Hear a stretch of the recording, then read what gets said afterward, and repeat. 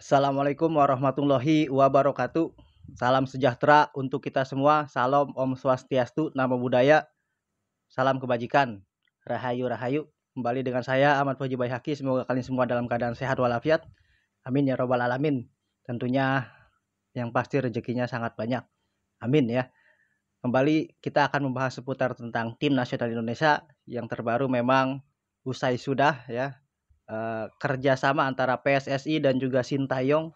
Kemarin jam 12 siang sudah melakukan konferensi pers PSSI yang berakhirnya kerjasama antara PSSI dan juga Sintayong.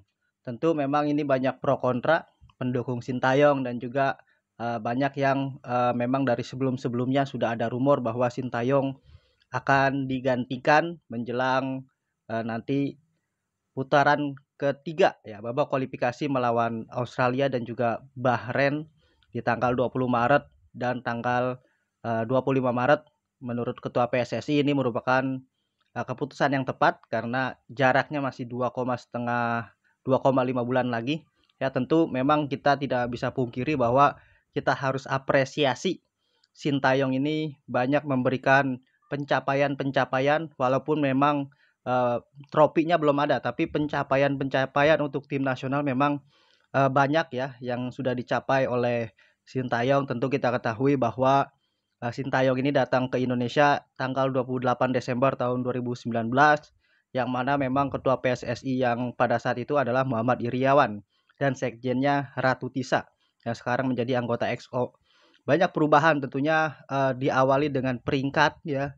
Indonesia dari peringkat 173 di awal Sintayong melatih timnas Indonesia, dan pada saat ini bertengger di peringkat 124 sebelum Piala AFF dan sesudah Piala AFF itu ada di peringkat 130-an. Artinya peringkat Indonesia ini capaian di tangan Sintayong itu naik kurang lebih 48 anak tangga. Ya, 48 anak tangga itu merupakan sebuah prestasi yang sangat signifikan ya untuk sebuah kategori pelatih tim nasional, karena Sintayong ini merupakan pelatih yang lumayan dibilang cukup lama, kurang lebih 5 tahun. Kalau dipotong COVID itu sekitar 4 tahunan lah, karena di awal-awal kepelatihan memang tidak ada event karena coronavirus COVID. Tentunya beberapa di antaranya ada prestasi Indonesia ini untuk lolos Piala Asia ya tahun 2023 itu melalui jalur kualifikasi, dan itu memang setelah tahun terakhir kita bermain di Piala Asia tahun 2007, dan di era Sintayong berhasil kembali kita bermain di babak di partai final ya, partai putaran final Piala Asia. Itu merupakan suatu prestasi yang mana kita lolos ke Piala Asia tahun 2023 itu melalui jalur kualifikasi, dan itu hampir sekitar 7 tahun 15 tahun ya kita baru bisa bermain lagi, berkompetisi lagi di Piala Asia. Dan di tahun itu prestasinya juga ini yang untuk pertama kalinya kita lolos fase grup. Kita sebelumnya tidak pernah lolos fase grup, dan di tangan Sintayong kita berhasil lolos ke fase grup dari 3 pertandingan, 2 pertandingan kalah melawan Irak dan juga Jepang, dan kita berhasil menang melawan Vietnam 1-0 dan dinyatakan lolos ke babak selanjutnya, babak knockout. Dan di babak knockout memang kita kalah oleh Australia dengan skor 4-0. Lalu selanjutnya ada lolos Piala Asia U23 yaitu melalui jalur kualifikasi juga Piala Asia 2024, dan kita di usia 23 ini tidak disangka-sangka ya. Targetnya adalah lolos ke 8 besar, namun tidak disangka kita bisa mengalahkan Korea Selatan ya, dan akhirnya kita masuk 4 besar semifinalis. Kita kalah oleh Uzbekistan, dan perebutan juara 3 kita kalah dengan Irak. Ya, itu membuat peluang Indonesia kalau misalkan menang melawan Australia atau melawan Uzbekistan atau melawan Irak, itu kita sudah lolos langsung ke Olimpiade ya. Namun kita gagal. Tapi ini sebuah prestasi yang capaian yang bagus oleh Sintayong, di mana kita lolos ke babak selanjutnya dengan mengalahkan Australia dengan skor 1-0, hanya kalah melawan Irak, dan kita menang melawan Jordan dengan skor 4 ya. Itu sangat bagus. Kita menang juga melawan Korea Selatan dengan skor 2-2, dan di menit sekitar 60-an kita bermain dengan 10 pemain, dan akhirnya di babak adu penalti kita menang lewat tendangan terakhir yang ditendang oleh Pratama Arhan, dan itu merupakan rekor juga di mana kita tidak pernah lolos ke semifinal dan akhirnya kita mampu ya. Dan di babak kualifikasi Olimpiade, babak playoff kita bertemu Gini, dan itu merupakan kekalahan 1-0 lewat penalti yang dilanggar oleh Witan Sulaiman. Seandainya itu tidak penalti, mungkin ada peluang Indonesia lolos ke Olimpiade. Dan di situ Sintayong kena kartu merah karena memang kinerja dari wasit dipertanyakan ya pada saat pertandingan Indonesia U23 melawan Gini U23, di mana memang Gini mendapat penalti dan Sintayong dengan protes kerasnya mendapatkan kartu merah. Itu memang beberapa momen Sintayong sangat serius, bahkan setelah pertandingan pun Sintayong di ruang ganti pemain setelah pertandingan menyampaikan kekecewaannya dengan menangis karena memang tidak lolos ke babak Olimpiade, babak putaran final. Dan selanjutnya Indonesia ini prestasinya lolos ke ronde ketiga babak kualifikasi Piala Dunia. Nah, ini merupakan capaian pertama yang dicanangkan oleh tim nasional Indonesia, karena memang sebelumnya Indonesia tidak pernah lolos ke ronde ketiga, dan capaian tersebut membuat kita langsung lolos otomatis ke Piala Asia tahun 2027.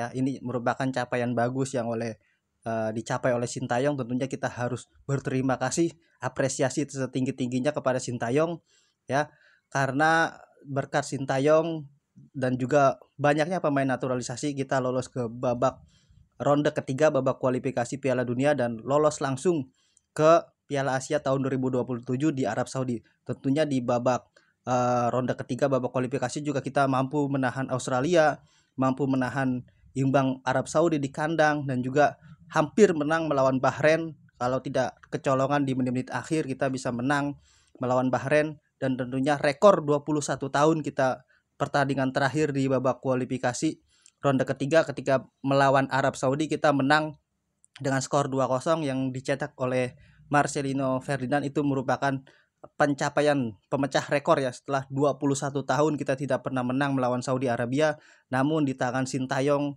kita berhasil ya memecahkan rekor tersebut, memutus rekor tersebut, dan ini merupakan salah satu capaian yang diperoleh oleh Sintayong. Dan juga kita untuk babak selanjutnya mudah-mudahan di ronde ketiga ini Erick Thohir atau program PSSI berjalan dengan baik ya, sesuai dengan harapan. Dan tentunya kita juga harus dukung transformasi sepak bola Indonesia. Yang penting transparan, dan juga kita harus apresiasi, jangan sampai STY ini penuh dengan kekecewaan karena di top performanya sama seperti Luis Milla, sedang di top performanya diganti oleh Sintayong, dan Sintayong ini diganti juga, kerjasamanya dihentikan. Dan kalau dibilang sedih, banyak yang sedih ya pasti, karena filosofi bentuk permainan sudah terbentuk ya di bawah Sintayong. Tentu kita harus mengulang lagi, semoga pelatih yang baru ini yang akan diumumkan tanggal 12 nanti, tanggal 12 Januari jam 4 sore mampu memberikan yang terbaik. Dan kita harus dukung program dari PSSI dan juga pemerintah sebagai transformasi sepak bola Indonesia. Tentu kita harus apresiasi juga capaian-capaian dari Sintayong. Kita juga harus berterima kasih kepada Sintayong yang sudah bekerja selama 5 tahun dengan sepenuh hati, dengan kerja keras ya. Itu harus kita apresiasi, kita tidak boleh ejek siapapun, dan kita harus dukung. Nantinya pelatih-pelatih yang baru pun kita harus dukung. Tentu ketika ada kesalahan atau kritikan, kita harus sampaikan kritikan-kritikan tersebut. Dan ini memang sudah lumrah ya bagi siklus kepelatihan dimanapun berada, bahwa bagaimana kita lihat Leicester City di Liga Inggris, Claudio Ranieri sebelumnya menjadi juara Liga Primer, tapi di tahun berikutnya karena Leicester City bermain dengan buruk, maka Claudio Ranieri dipecat oleh Leicester City. Dan ini juga sama ya seperti di tim nasional Indonesia. Mungkin acuan terakhirnya memang menurut Presiden PSSI itu adalah pertandingan melawan Cina, tapi karena waktunya sangat mepet maka diundur setelah Piala AFF baru diadakan konferensi pers. Dan memang kalau dibilang banyak masalah problem, tentunya saya tidak bisa menjelaskan karena itu harus orang dalam dari PSSI yang menjelaskan masalah-masalah yang ada di Sintayong. Tentunya Kita nggak mau terlalu dalam masuk ke situ, yang penting kita harus apresiasi pencapaian-pencapaian dari Sintayong. Kita harus berterima kasih karena dengan adanya beliau ini kita mampu mengangkat derajat ya sepak bola Indonesia, naik di ranking FIFA-nya itu 48 anak tangga.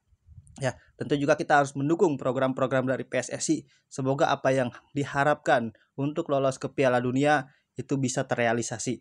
Demikian dari saya, salam olahraga.